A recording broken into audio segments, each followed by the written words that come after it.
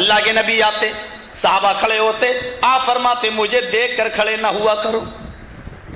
آپ کہتے مجھے دیکھ کر کھڑے نہ ہوا کرو، بلکہ نبی اکرم کا فرمان تو دیکھو، اس موقع پر آپ نے فرمایا لا تطرونی کما طرت النصارى، میرے صحابیوں، میرے ساتھیوں، مجھے حد سے آگے نہ بڑھاؤ، مجھے حد سے اونچا نہ کرو، جیسے نصارہ نے، عیسائیوں نے عیسیٰ کو حد سے اوپر کر دیا، ان کو ان کے مقام و مرتبے سے اونچا اٹھا دیا، انہوں نے عیسیٰ کو خدا کا بیٹا قرار دیا۔ اے لوگوں،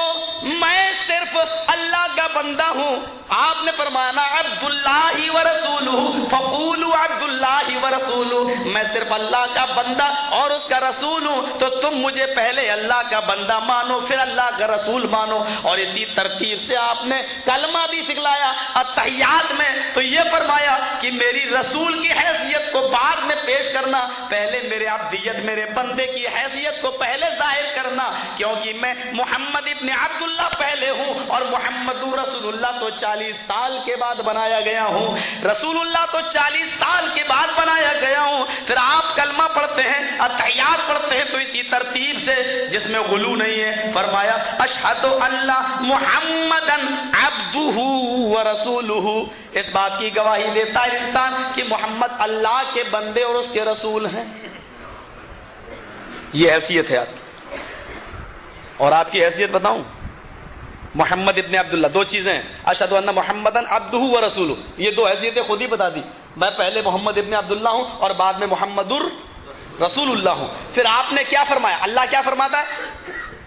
ما آتاکم الرسول فخذوہ، میرا رسول تمہیں جو دے وہ لے لو۔ اللہ نے یہ نہیں کہا کہ میرا محمد جو دے وہ لے لو، اللہ نے یہ نہیں کہا، یعنی اس حیثیت کا ذکر نہیں کیا جو ابن عبداللہ کی حیثیت ہے، بلکہ اللہ نے اس حیثیت کا ذکر کیا جو اللہ نے دی ہے، ما آتاکم الرسول فخذوہ، جو رسول دے وہ لے لو۔ اور رسول من حیث الرسول، جو دے وہ ہر حال میں لینا ہے، اور من حیث البشر، جو دیں اس کو لینے اور نہ لینے میں اختیار ہے۔ دلیل مسلم شریف کی روایت ہے، حضرت رافع ابن خدیج اس حدیث کے راوی ہیں، ذرا اس حدیث کو آپ اپنے سامنے رکھیے اور نبی اکرم کی دونوں حیثیتوں کو دیکھیے۔ اللہ کے نبی صلی اللہ علیہ وسلم کی وہ حدیث، حضرت رافع ابن خدیج اس حدیث کے راوی ہیں، فرماتے لما قدم نبی اللہ صلی اللہ علیہ وسلم المدینہ وهم یعبرون النخل، جب اللہ کے نبی مدینہ میں تشریف لائے تو مدینہ کے لوگ کیا کرتے تھے، کھجور کی قلم کاری کیا کرتے تھے۔ قلم کاری سمجھتے ہیں، کھجور کی قلم کاری کیا کرتے تھے۔ کیا کرتے تھے، کہتے تھے یہ نر کھجور کا گابھا ہے، یہ مادہ کھجور کا گابھا ہے، یعنی وہ کھجوروں میں بھی نر اور مادہ بنا لیا کرتے تھے۔ کہتے تھے یہ نر کھجور کا گابھا ہے، یہ مادہ کھجور، اور دونوں کو چپکا کر، دونوں کو ملا کر زمین میں بوتے تھے، زمین میں گاڑتے تھے، اور ان کا عقیدہ یہ تھا کہ یہ نر اور مادہ، جیسے میاں اور بیوی کے ملاپ سے بچے پیدا ہوتے ہیں، ایسے ہی نر اور مادہ کھجور کے گابھے کو جب ہم زمین میں دفن کریں گے تو اس سے بہت زیادہ کھجوریں پیدا ہوں گی۔ یہ ان کا مدینہ میں یہ ان کا حال تھا۔ وَهُمْ يَعْبِرُونَ النَّخْلَ، تو مدینے والے یہ کام کیا کرتے تھے، نر کھجور کے گابے کو مادہ کھجور کے گابے سے ملا دیا کرتے تھے اور زمین پر بوتے تھے، اور یہ عقیدہ تھا ان کا کہ اس سے زیادہ کھجوریں پیدا ہوں گی۔ اللہ کے نبی نے جب یہ دیکھا تو پوچھا ماذا تصنعونہ، مسلم شریف کے الفاظ ہے ماذا تصنعون، یہ تم کیا کرتے ہو، یہ تم کیا کر رہے ہو، مسلم کے الفاظ ماذا تصنعون، یہ تم کیا کرتے ہو۔ تو ان صحابہ نے بیان کیا کننا نصنعہ، ہم تو ایسا ہی کرتے چلے آ رہے ہیں۔ کننا داخل ہے فعل مضارع پر، یعنی یہ ہمارا کوئی آج کا معمول نہیں کہ آپ آئے، کننا نصنعہ، ہم تو ایسا کرتے چلے آ رہے ہیں باپ دادا کے زمانے سے،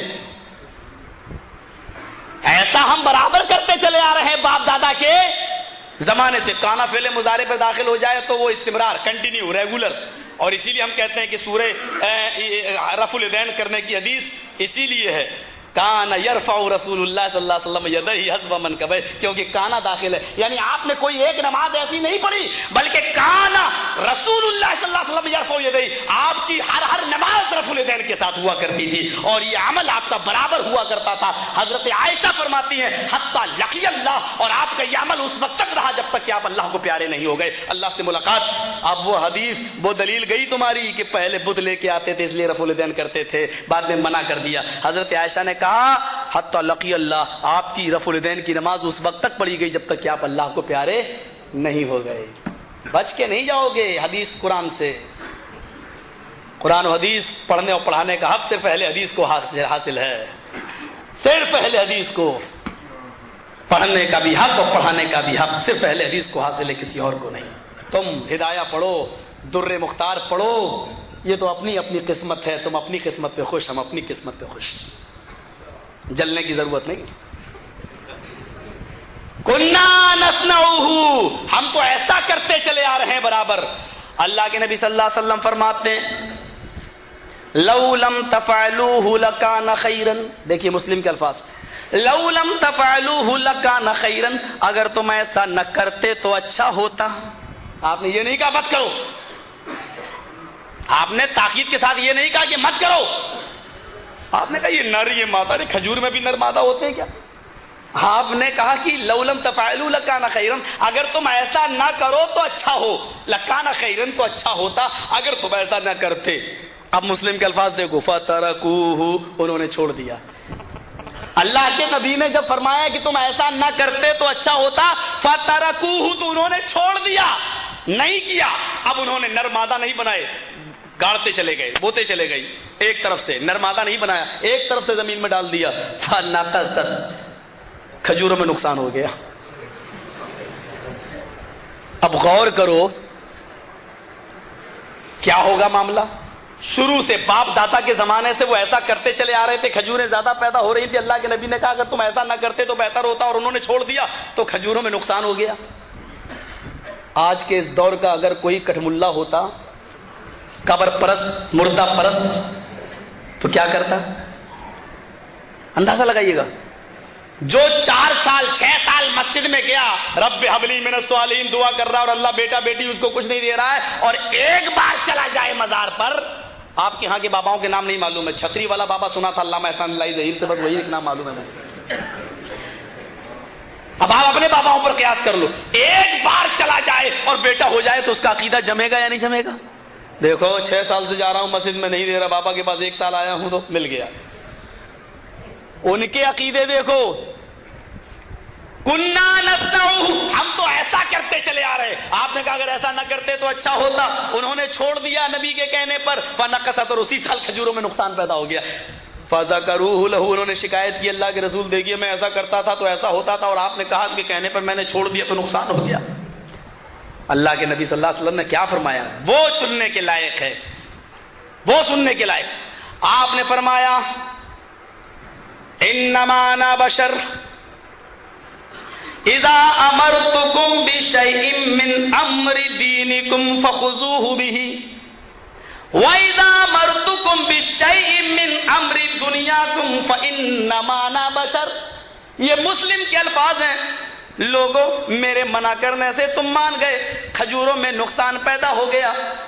یہ میں نے انسان ہونے کے ناطے سے، بشر ہونے کے ناطے سے تمہیں مشورہ دیا۔ اذا امرتکم بالشیء من امر دینکم، جب میں تمہیں تمہارے دین کی کوئی بات بتاؤں تو اس کو لے لیا کرو، کیونکہ وہ میں تمہیں رسول ہونے کی حیثیت سے بتاؤں گا، بشر ہونے کی حیثیت سے نہیں، وہ میں رسول اللہ ہونے کی حیثیت سے بتاؤں گا، میں تمہیں ابن عبداللہ کی حیثیت سے نہیں۔ اور جب میں تمہیں تمہارے دنیا کا کوئی معاملہ بتاؤں، تمہارے کاروبار سے تعلق رکھنے والا جب میں تمہیں کوئی معاملہ بتاؤں، فإنما أنا بشر، تو مجھے بھی ایک انسان سمجھو، مجھ سے بھی غلطی ہو جاتی ہے، اگر یہ نقصان تمہیں ہوا ہے تو یہ میرے مشورے کی وجہ سے، یہ میں نے رسول ہونے کی حیثیت سے نہیں بلکہ ابن عبداللہ ہونے کی حیثیت سے بتایا تھا، تو میری بات چھوڑ سکتے ہو۔ یہ حدیث بتلا رہی ہے کہ آپ نے اپنی دونوں حیثیتوں کو لوگوں کے سامنے ظاہر کر دیا اور کہہ دیا کہ جب میں انسانیت کے مقام سے کوئی بات کہوں تو تم اس کو لے بھی سکتے ہو اور چھوڑ بھی سکتے ہو، جب میں تمہیں رسول ہونے کی حیثیت سے کوئی بات دوں تو اس کو چھوڑ نہیں سکتے۔ اس لیے آپ نے آمین ہونے کی جو دلائل کتاب و سنت میں موجود ہیں وہ آپ نے بشر ہونے کی حیثیت سے نہیں دیے، رسول ہونے کی حیثیت سے دیے، وہ آپ کو لینا پڑیں گے۔ رفع الیدین کے جو حکام موجود ہیں وہ رسول ہونے کی حیثیت سے دیے، وہ ماننا پڑیں گے۔ 8 رکعت تراویح کا جہاں تک مسئلہ ہے میرے بھائی، وہ آپ نے بشر ہونے کی حیثیت سے نہیں بلکہ محمد رسول اللہ ہونے کی حیثیت سے دیے ہیں، اس لیے وہ ہمیں اور آپ کو ہر حال میں لینا پڑے گا۔